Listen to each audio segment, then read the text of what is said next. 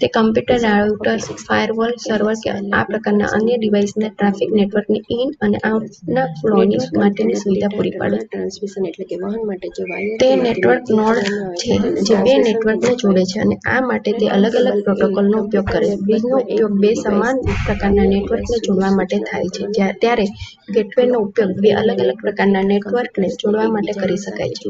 તે અલગ અલગ નેટવર્કમાં એન્ટ્રી કરવાની સુવિધા પૂરી પાડે છે, જે અંતર્ગત આપણે ઈમેલ મોકલીએ છીએ, વેબ પેજને બ્રાઉઝ કરી શકીએ છીએ, ઓનલાઈન વસ્તુનો ઓર્ડર આપી શકીએ છીએ વગેરે.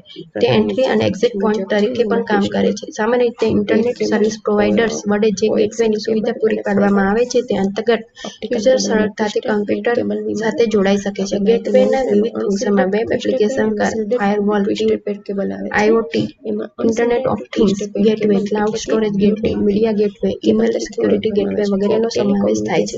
તે OSIના સર્વર લેયર પર કાર્ય કરે છે. ઇન્ટરનેટ આ ગેટવે છે. આ વર્કસ્ટેશનનો વેબસાઇટ. આ સાથે આપણો મિશન નંબર 45 મોટાભાગે કમ્પ્યુટર નેટવર્કિંગ માટે થાય છે.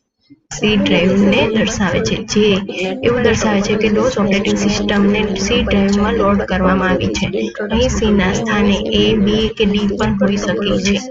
DOSમાં જે ડ્રાઈવ સાથે પ્રોમ્પ્ટ દર્શાવવામાં આવે છે તેને વર્કિંગ ડ્રાઈવ કે કરંટ ડ્રાઈવ કહે છે. અહીંયા સી છે તો અત્યારે વર્કિંગ ડ્રાઈવ કે કરંટ ડ્રાઈવ સી ડ્રાઈવ છે અને તેના આધારે તેને લગતું પરિણામ દર્શાવે છે. સી કોલન પછી જોવા મળતો સ્લેશ એ સી ડ્રાઈવમાં રહેલી કરંટ ડિરેક્ટરીને દર્શાવે છે. ગ્રેટર ધેન ચિહ્ન છે. DOS પ્રોમ્પ્ટમાં C colon slash greater than પછી જોવા મળતી ઝબૂકતી જે આ લાઈન છે, આડી લીટી, એને કર્સર કહે છે.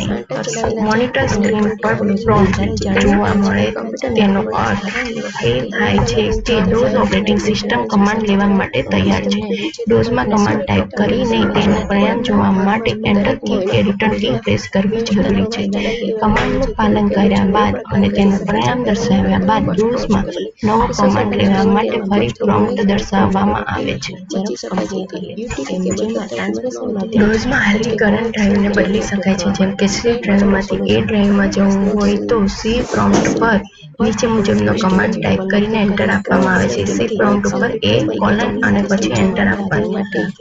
આ જે એરો કી છે એ એન્ટર કી અથવા રિટર્ન કીને દર્શાવે. ઉપર દર્શાવેલ કમાન્ડ આપતા નીચે મુજબનો command prompt A colon slash greater than sign બતાવશે. બરાબર, એટલે A ડ્રાઈવમાં છીએ આપણે દર્શાવે છે. હવે આપણે DOS કમાન્ડ અને તેના પ્રકાર વિશે માહિતી મેળવીશું. DOSમાં કમાન્ડ આપીને જ કાર્ય કરી શકાય છે. તેમાં પ્રત્યેક કાર્ય કરવા માટે ચોક્કસ સ્વરૂપ ધરાવતા કમાન્ડનો ઉપયોગ કરવામાં આવે જેને કમાન્ડ કહે છે.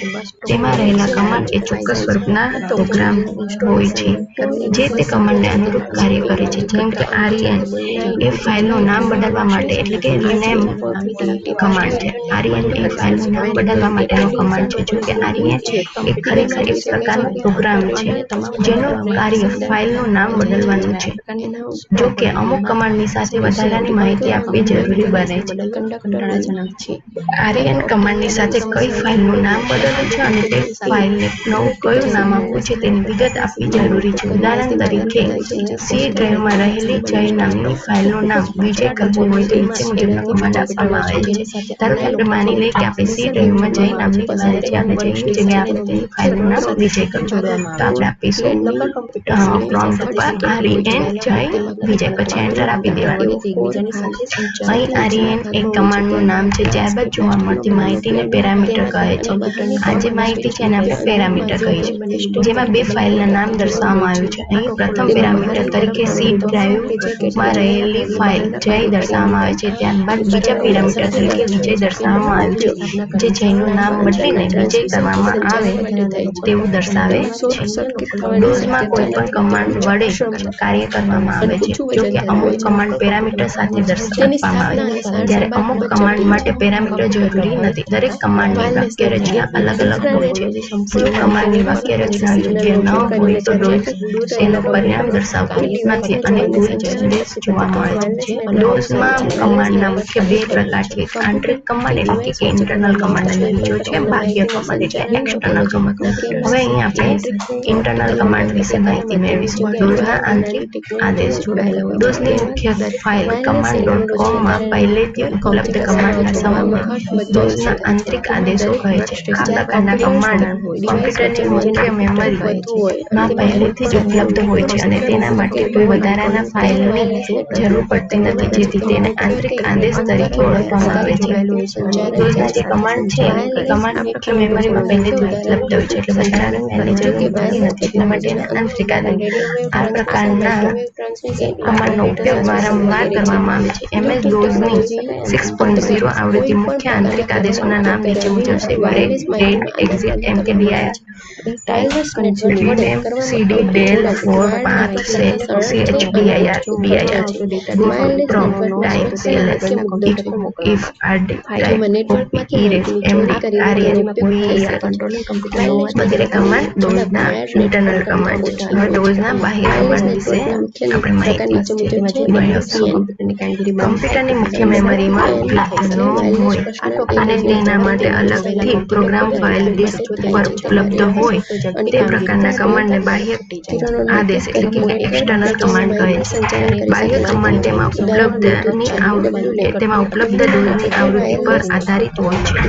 જો આવૃત્તિને અનુરૂપ કે તેમાં ઉપલબ્ધ બાહ્ય કમાન્ડ ન હોય તો ઇનકરેક્ટ વર્ઝન પ્રકારનો સંદેશો જોવા મળે છે અને કમાન્ડ રદ થઈ જાય છે. MS-DOSના મુખ્ય બાહ્ય આદેશોના નામ નીચે મુજબ છે: append, delete, format, map, desktop, address, disk copy, find, remove, sort, backup, DOSKey, help, CYS, CHK, DSK, check disk, expand, label, print અને treat.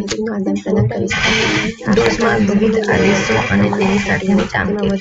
ડોઝમાં વિવિધ આદેશો અને તેની સાથેની કામગીરી નીચે મુજબ છે. પહેલું છે date કમાન્ડનો ઉપયોગ કમ્પ્યુટર સિસ્ટમની હાલની તારીખ જોવા માટે તથા તેમાં જરૂરિયાત મુજબ ફેરફાર કરવા માટે થાય છે. એની વાક્ય રચના જોઈએ તો prompt and date એટલે આપણે આ રીતે આઉટપુટ મળશે જે current date is blah blah blah. External new date હવે અહીંયા MMDDYY આ ફોર્મેટમાં આપણે નવી ડેટ જો ચેન્જ કરવી હોય તો નાખવાની અને તારીખનું સ્વરૂપ MMDDYY એટલે કે મહિનો, દિવસ, વર્ષ પ્રમાણે છે. તારીખનું સ્વરૂપ કમ્પ્યુટર સિસ્ટમ સેટ કરેલા સ્વરૂપ પર આધારિત હોય છે. જો ઉપયોગકર્તા ઈચ્છે આ સ્વરૂપમાં નવી તારીખ દાખલ કરીને તારીખમાં ઇચ્છિત ફેરફાર કરી શકે છે. જો તારીખમાં કોઈ પણ પ્રકારનો ફેરફાર ન કરવો હોય તો ફક્ત એન્ટર આપીને તે કમાન્ડમાંથી બહાર આવી શકાય છે. હવે ટાઈમ કમાન્ડનો ઉપયોગ કમ્પ્યુટર સિસ્ટમનો હાલનો સમય જોવા માટે તથા તેમાં જરૂરિયાત મુજબ ફેરફાર કરવા માટે થાય છે. તેની વાક્ય રચના જોઈએ તો prompt ટાઈમ તથા કરંટ ટાઈમ જે ટાઈમ સિસ્ટમનો ટાઈમ હશે અત્યારનો તે દર્શાવશે. એન્ટર ન્યૂ ટાઈમમાં તમે જે આપવું હોય તે આપી શકો, પરંતુ અહીં સમયનું સ્વરૂપ HH, MMSS એટલે કે અવર, મિનિટ અને સેકન્ડ એટલે કે કલાક, મિનિટ, સેકન્ડ અને મિલિસેકન્ડ પ્રમાણે હોય છે. સમયનું સ્વરૂપ કમ્પ્યુટર સિસ્ટમમાં સેટ કરેલા સ્વરૂપ પર આધારિત હોય છે. જો ઉપયોગકર્તા ઈચ્છે તો આ સ્વરૂપમાં નવો સમય દાખલ